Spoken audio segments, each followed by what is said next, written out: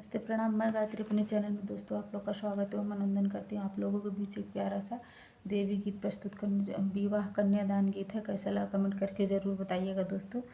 बहुत ही दर्द भरा है दोस्तों कन्यादान गीत। कैसा लगा कमेंट कर ज़रूर बताइएगा। जो गलती हो क्षमा करिएगा दोस्तों। चुटकी भासे नूरा लगवते ये बाबा, बेटी होई है पराई। अरे चुटकी भासे नूरा लगवते ये बाबा, बेटी होई जाई है पराई।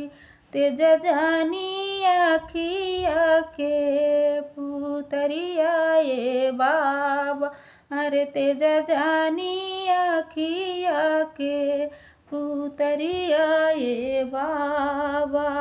सिंदूरा हाथवा सिंदूरावा धराई, सिंदूरा के गुड़ नाही जननी ये बाबा, अरे सिंदूरा के गुड़ नाही जननी ये बाबा।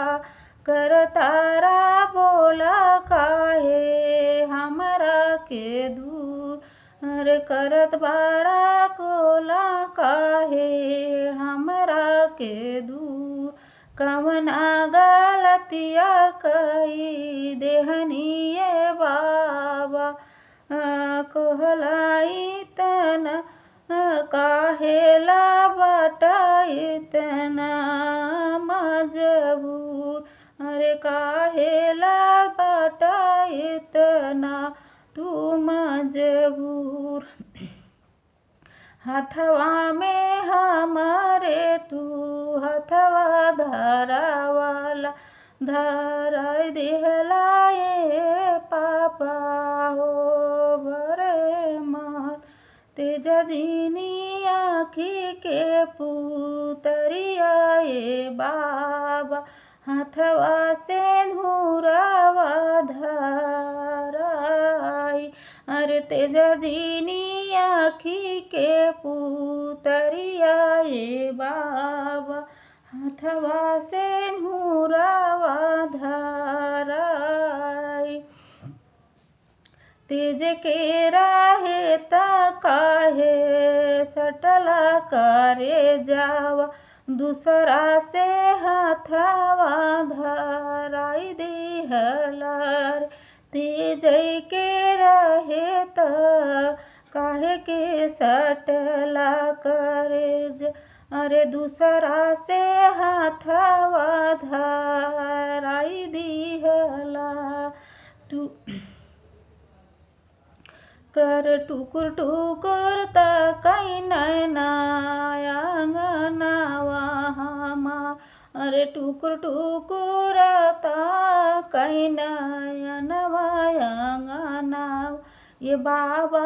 ऐसन सजा दिहला पत्थरे के कैला करे जावा, अरे बाबा तू ऐसन सजा दिहला पत्थरे के कैला करे जी।